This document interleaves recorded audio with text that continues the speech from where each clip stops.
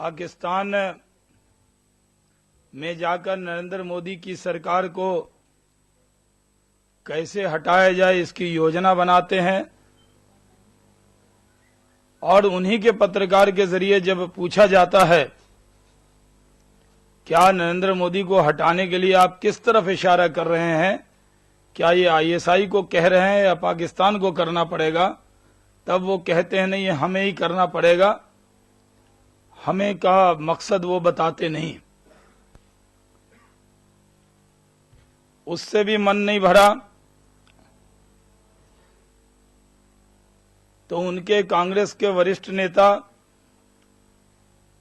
शकील अहमद साहब सांप्रदायिक आधार पर इस देश को बांटने वाला बयान दे रहे हैं।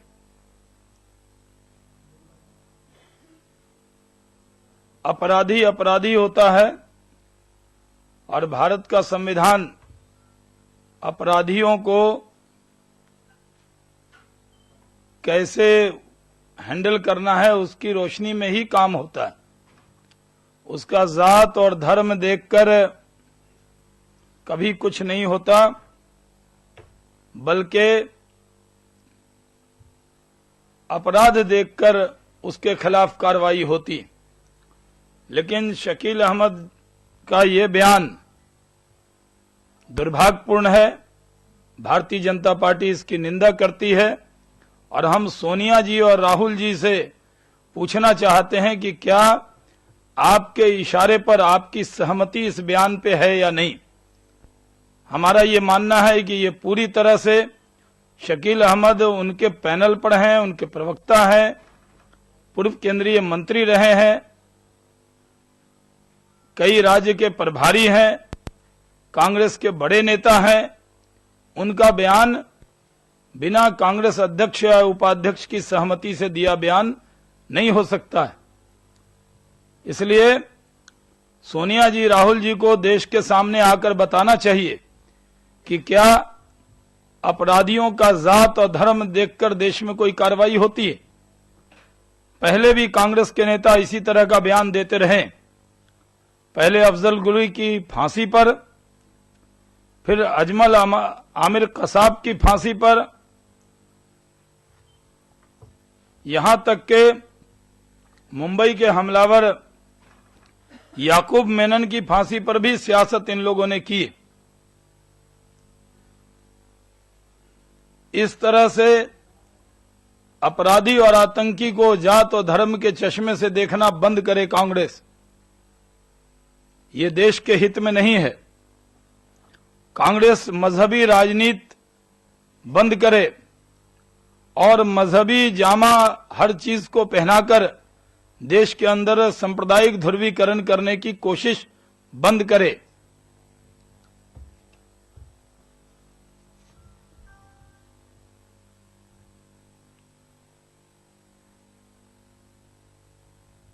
आज जिस तरह की स्थिति का निर्माण हो रहा है उसमें कांग्रेस के नेता जिस तरह की बयानबाजी पे उतरे हैं, इससे देश से प्रेम करने वाले लोगों का विश्वास कांग्रेस में घट रहा है। कभी भी ऐसी उम्मीद और अपेक्षा उनसे नहीं थी कि इस तरह का बयानबाजी योजनाबद्ध तरीके से कांग्रेस करवाएगी। हम सोनिया जी और राहुल जी से चाहते हैं कि वो चुप्पी तोड़ें और बताएं कि शकील अहमद का बयान कांग्रेस का बयान है या नहीं। बहुत बहुत धन्यवाद।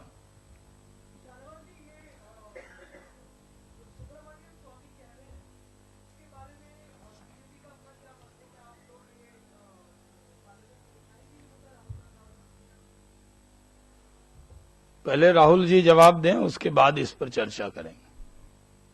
पूर्व प्रधानमंत्री मनमोहन सिंह जी ने कहा है कि सरकार पूरी तरह से प्रोपेगेंडा पे चल रही है, तो सरकार की आर्थिक नीतियां दिशाहीन है। देखिए, मनमोहन सिंह जी एक बड़े इकोनॉमिस्ट हैं, प्राइम मिनिस्टर रहे हैं और उनकी दिशा हमने 10 साल में उनके प्रधानमंत्री काल में देखी। जो सारी दिशा 2G स्पेक्ट्रम की तरफ मुड़ जाती थी, CWG की तरफ मुड़ जाती थी, कोलगेट की तरफ मुड़ जाती थी। शायद उस दिशा में हम तरक्की नहीं कर रहे हैं। इससे वो चिंतित होंगे कि सरकार भ्रष्टाचार को कोई दिशा क्यों नहीं दे रही है। उनके कार्यकाल में एक ही दिशा थी जो सबको देश को मालूम है कि करप्शन की दिशा में बढ़ रही थी उनकी सरकार, जिसके जांच आज तक चल रहे हैं। उनको अगर देशहित में कोई भी सुझाव देना हो तो उनका सुझाव आमंत्रित है। सिर्फ आलोचना करने से ही काम नहीं चलेगा।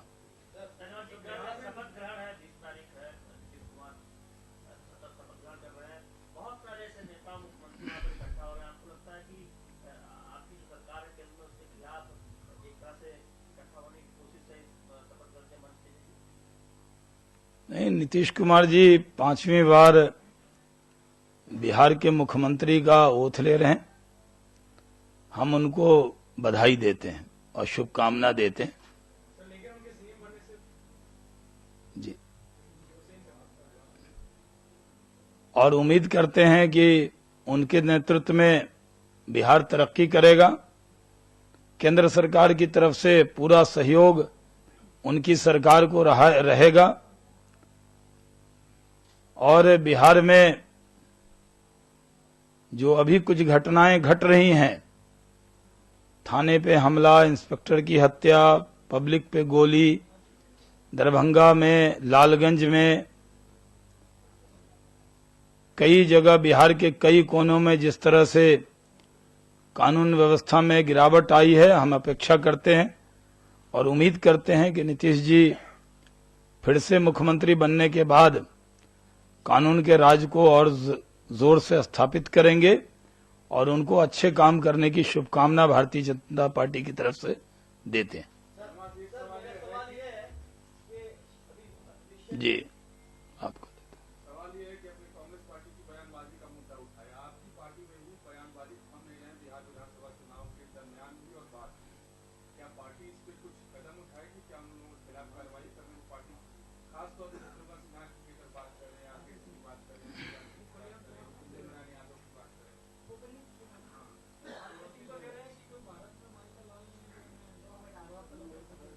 जी, कौन कह रहे हैं?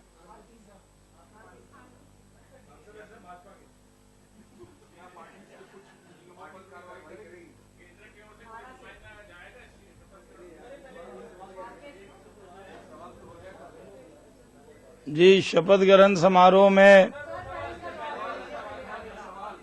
हम उसको कंप्लीट कर लें, आपके सवाल पे आते हैं। हमारे तरफ से उन्होंने हमारे माननीय प्रधानमंत्री को निमंत्रित किया है, उनके प्रतिनिधि जाएंगे और उन्होंने सब लोगों को निमंत्रित किया है। उसमें भाजपा को भी निमंत्रित किया है, हमारे सहयोगी शिवसेना को भी उन्होंने निमंत्रित बिहार की धरती पर जो शपथ ग्रहण समारोह है उसमें किया है। हमारे कई पुराने जो एनडीए के साथी हैं उनको भी किया है, कांग्रेस को भी किया है, कम्युनिस्ट पार्टी को भी किया है और ममता दीदी को भी किया है। तो इसलिए जब शपथ ग्रहण समारोह होता है तो ये उनको पूरा अधिकार होता है वो किसको बुलाएं न बुलाएं। तो हम तो इस पर कोई टिप्पणी नहीं करना चाहते कि वो किसको बुला रहे हैं, वो पूरी तरह आजाद हैं। हम तो उनको शुभकामना ही देते हैं।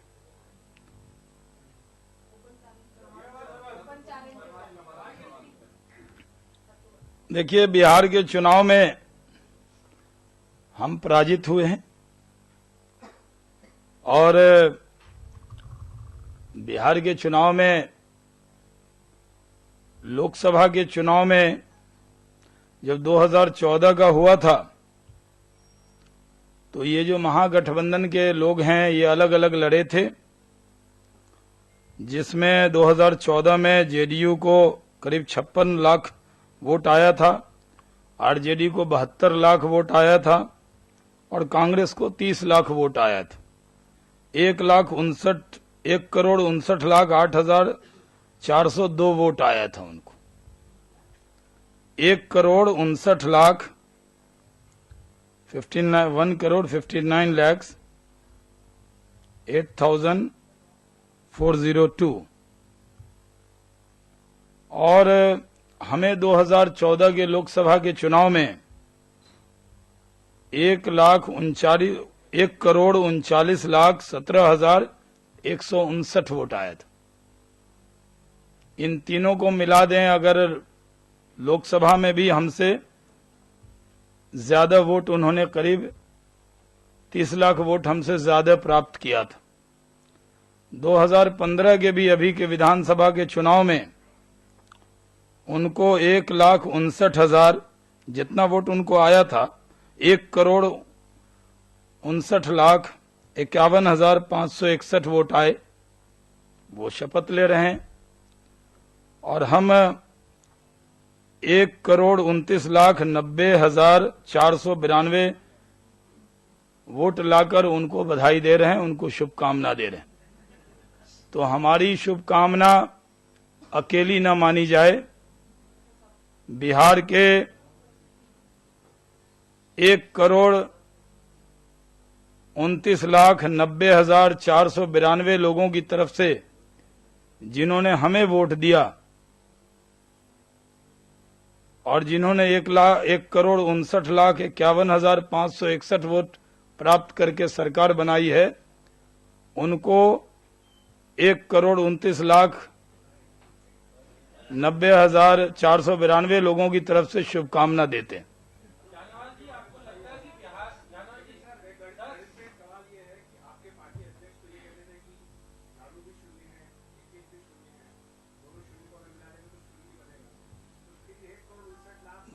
नहीं, मैं आपकी जानकारी के लिए कि सिर्फ शाहनवाज हुसैन की या बीजेपी की शुभकामना न मानी जाए। जिन्होंने उनको वोट दिया उसके तो वो मुख्यमंत्री बने ही, लेकिन जिन्होंने उनके खिलाफ वोट डाला है उनकी भी शुभकामना हम देते हैं और अपेक्षा करते हैं कि बिहार विकास के रास्ते पर बढ़े, बिहार के लोगों को रोजगार मिले, बिहार के लोगों को अच्छा इलाज के लिए बाहर न जाना पड़े और बिहार एजुकेशन का हब बने, ऐसी कामना करते हैं। और ये भी उम्मीद करते हैं कि नीतीश कुमार जी अपने कुशल नेतृत्व से बिना इधर उधर के प्रभाव में आए हुए कानून का राज अच्छे से स्थापित करेंगे, ये ऐसी अपेक्षा उनसे करते हैं बिहारी होने के नाते।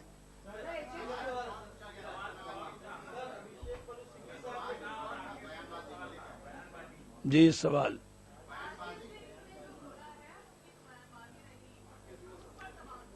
मैंने तो जवाब दिया आपको।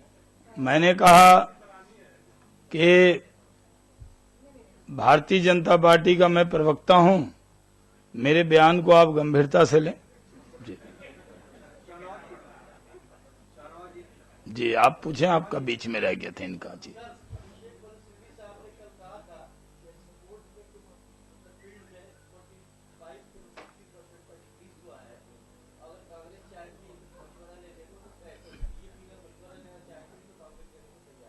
हम अभिषेक मनु सिंघवी के बहुत सारे मशवरे उनके पास हैं और हम उनका मशवरा उचित समझेंगे तो जरूर लेंगे। ऐसे वो मेल कर सकते हैं, उनके कोई सुझाव है तो। लेकिन हमारी सरकार अच्छा काम कर रही है और जीडीपी बढ़ रही है, देश का नाम ऊंचा हो रहा है। अभी प्रधानमंत्री की सफल यूके की यात्रा हुई है और दोनों देश के बीच में व्यापार के संबंध को मजबूत करने के लिए बहुत सारे एग्रीमेंट हुए हैं और पूरा देश उनकी इस यात्रा और उनको मिले सम्मान से प्रसन्न है। आपको लगता है कि बिहार के नतीजों ने नीतीश कुमार को एंटी बीजेपी राजनीति का सबसे बड़ा चेहरा बना दिया? अब इसमें मैं बीजेपी का प्रवक्ता हूं। हमारे यहाँ सबसे बड़ा चेहरा हमारे नेता नरेंद्र मोदी हैं। अब कांग्रेस बताए कि उनके यहाँ राहुल जी हैं कि नीतीश जी हैं, जेडीयू बताए, अब मैं कैसे उनके मामले में बता दूं? वो कहेंगे ये प्रवक्ता बीजेपी का है और चेहरा जेडीयू और कांग्रेस में से तय कर रहा है। ये तो उन लोगों को तय करना है कि राहुल जी कि नीतीश जी कि मुलायम सिंह जी कि कौन से बड़े चेहरे हैं, ये आपस में वो तय करें।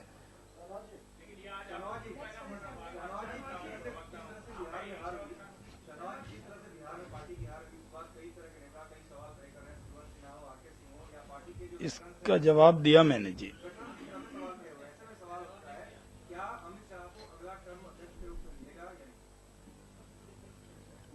वो हमारे अध्यक्ष हैं और रहेंगे।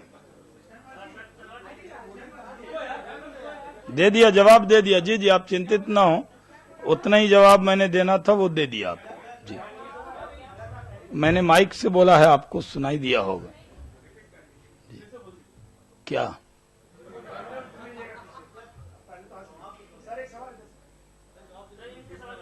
ये क्या सवाल, क्या फिर से कोई सवाल है, बताइए जी।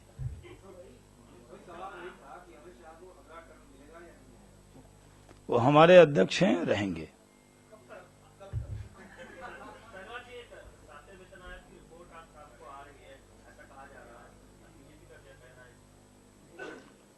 अच्छी बात है, उसमें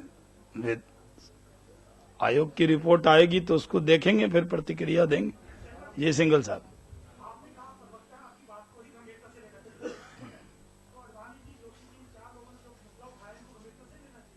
नहीं, आपने ये सवाल उनके नाम से नहीं पूछा था। नहीं, अभी आपका सवाल क्या है, उस पे आइए। जी जी, मैंने इसलिए कहा कि मैं प्रवक्ता हूं बीजेपी का, तो मैंने आपको आपके सवाल का जवाब दिया। दूसरे दलों में क्या हो रहा है,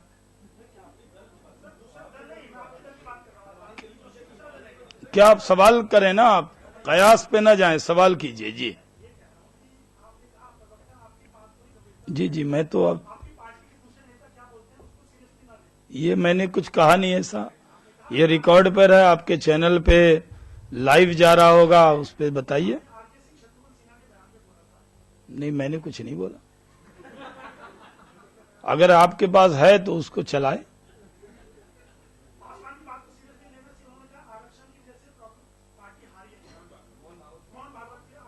नहीं, जो भी आप सवाल पूछेंगे उसका मैं जवाब दूंगा, और जब मैं जो जवाब दूं उस सवाल के जवाब में ही उसको जोड़ें। जी, आपका सवाल।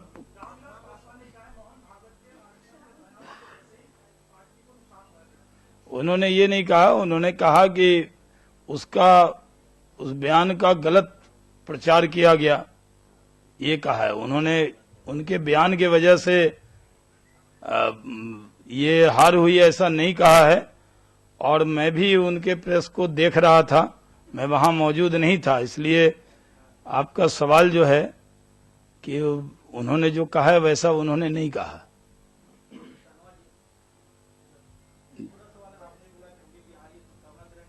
जी, पूरे 1,29,90,000 लोगों की तरफ से जी।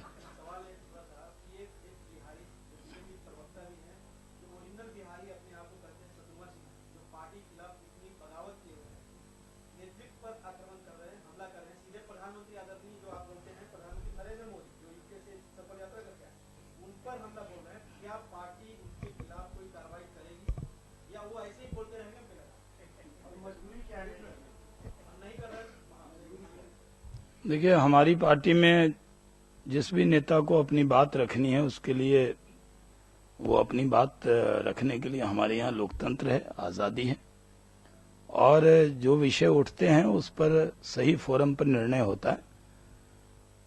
इसलिए अभी हम चुनाव हारे हैं, उसके एक नहीं अनेक वजह होंगे। जीतने की भी एक वजह नहीं होती और हारने की भी एक वजह नहीं होती है। अलग अलग लोग अलग अलग से अपने कारणों की व्याख्यान करते हैं, लेकिन पार्टी हर बिंदु पर विचार कर रही है, और हमारे वरिष्ठों या हमारे कनिष्ठों जिनके भी सुझाव आते हैं उन सब पर विचार हमारी पार्टी करती है और बयानों को भी संज्ञान में लेती है।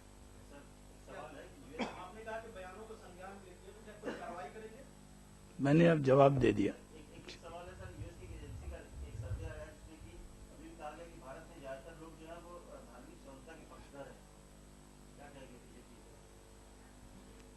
ज्यादातर लोग नहीं, पूरा देश धार्मिक स्वतंत्रता के पक्ष में है और भारत में जिस तरह अल्पसंख्यक और बहुसंख्यक मिलकर रहते हैं इसकी दुनिया में कोई मिसाल नहीं।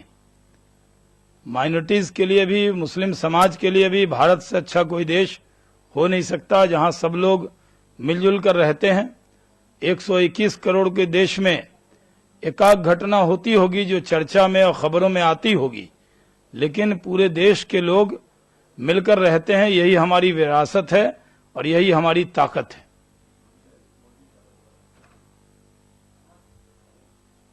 जी।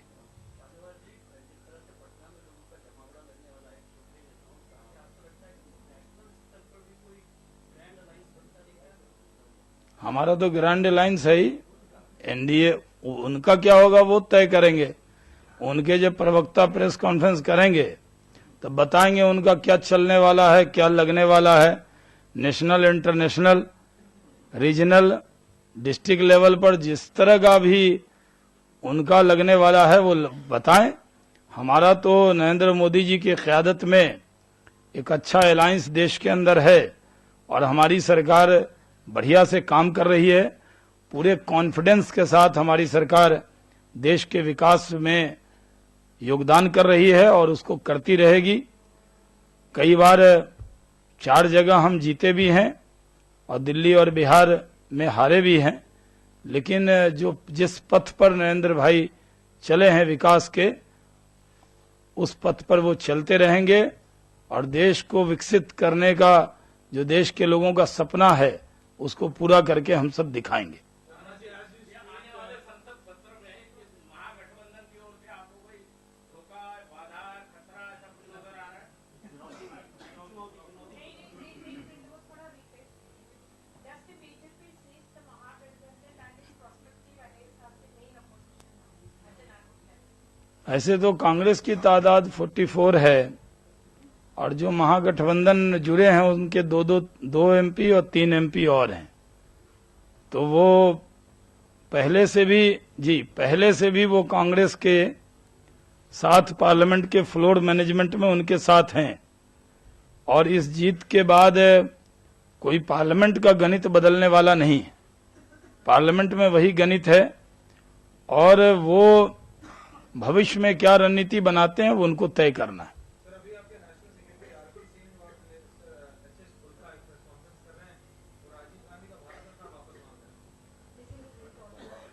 Because of the comment which was made Indira Gandhi के मरने के बाद एक कमेंट मारा गया कि बड़ा पेड़ देता है तो देखिए, स्वर्गीय राजीव गांधी जी का वो बयान पूरे देश के लोगों को याद है। जब उन्होंने कहा था दिल्ली में आग लगी हुई थी, सांप्रदायिक तनाव था, उस वक्त उन्होंने कहा था जब बड़ा पेड़ गिरता है तो धरती हिलती है।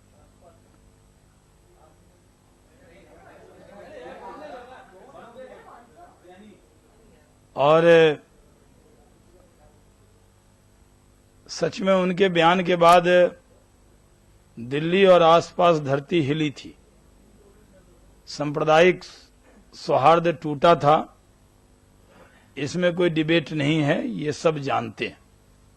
इसलिए इस देश में जब टॉलरेंस और इंटॉलरेंस पर डिबेट होती है तो कुछ लोग उस बयान को भी कोट करते हैं जिन बयान को लेकर लोग उनके भारत रत्न के वापसी की मांग कर रहे हैं। तो ये देश में लोकतंत्र है। लोकतंत्र में अपनी अपनी बात रखना, अपनी अपनी मांग करना भारत के नागरिक का अधिकार है। तो वो अपने अधिकार का उपयोग कर रहे हैं।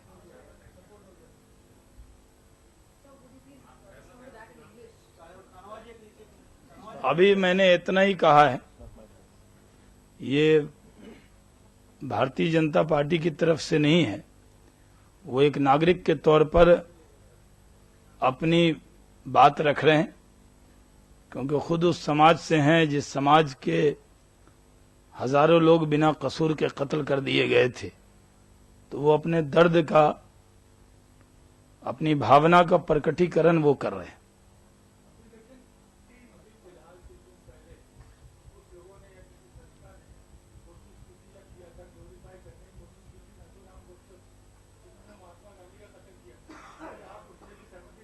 नहीं रखते एकदम। हम पूरी तरह से नाथूराम गोडसे को राष्ट्रपिता महात्मा गांधी का हत्यारा मानते हैं और उन्होंने एक बड़ा अपराध किया था, हमारे बापू को हमसे छीना था।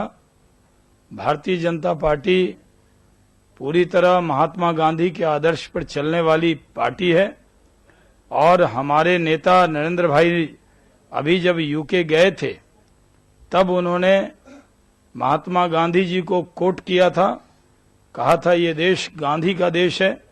तो आप समझ सकते हैं हमारी भावना गांधी जी के लिए कितनी आदर की है। इसलिए ये सवाल ही नहीं उठता। जो लोग भी इस तरह का कृत्य करते हैं हम उनकी निंदा करते हैं। बहुत बहुत धन्यवाद। आपको कुछ क्या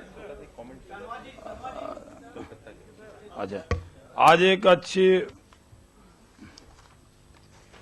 आज एक शुभ समाचार भी आया है कि जो पीरगंज है छत्तीसगढ़ में, रायपुर के बगल का नगर निगम बना है।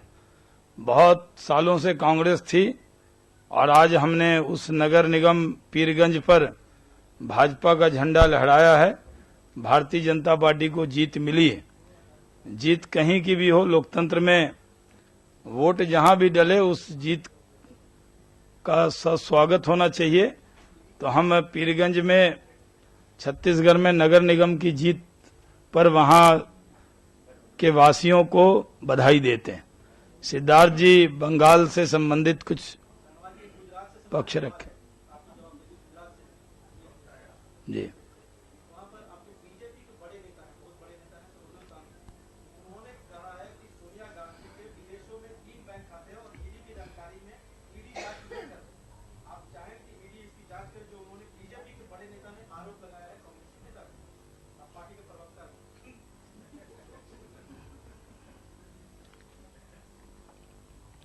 मैंने उनका बयान देखा नहीं है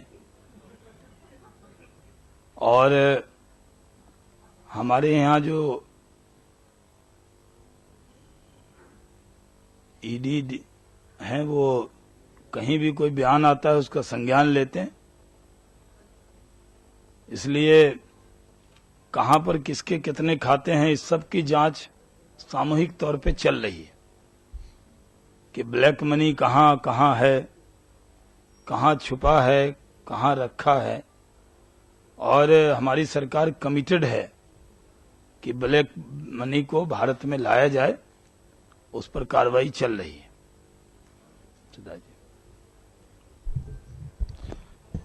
सॉरी, ये प्रेस कॉन्फ्रेंस शाहनवाज जी की थी और उन्हीं की है, मगर एक कुछ खबर आई बंगाल से, तो इसलिए मैंने कहा कि आप लोगों के बीच में वो एक पार्टी की तरफ से एक टिप्पणी रख दूं। Farmer TMC minister Madan Mitra, who is one of the main accused in the Sharda chit fund scam, managed to get a bail from the lower court few days back.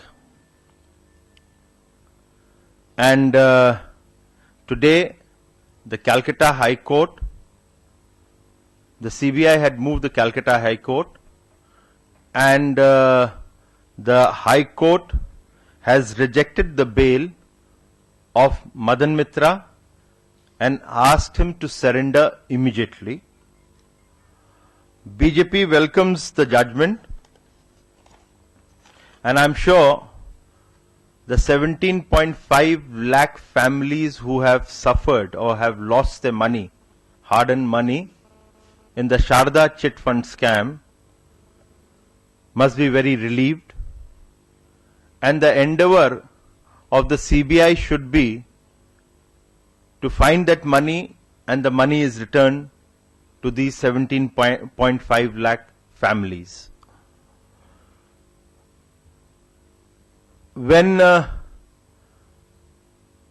Madan Mitra got the bail, many questions were raised there politically in Calcutta and in media of BJP having a tacit understanding with TMC.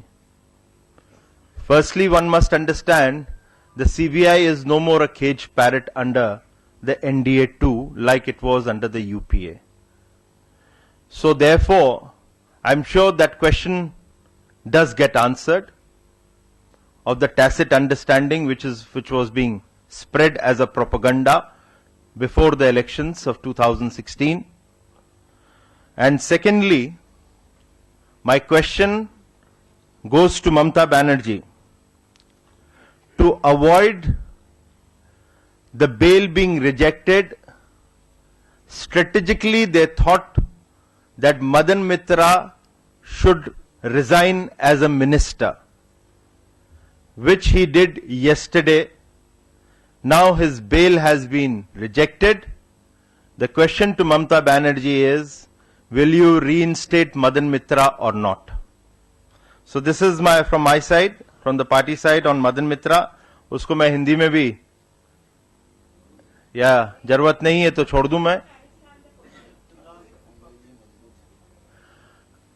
My last question is, Madan Mitra had resigned yesterday, so as that question, CBI had said that as a minister he can influence, and therefore he had resigned. Now since his bail has been rejected, will Mamata Banerjee reinstate him as a cabinet minister or not? बहुत बहुत धन्यवाद आप लोगों को. आप हैं? नहीं, वो इधर आज इनकी प्रेस है. मैं तो अपना एक कमेंट करने आया था. हिंदी में चाहिए तो मैं रिपीट करता हूं, अदरवाइज चलिए. टीएमसी के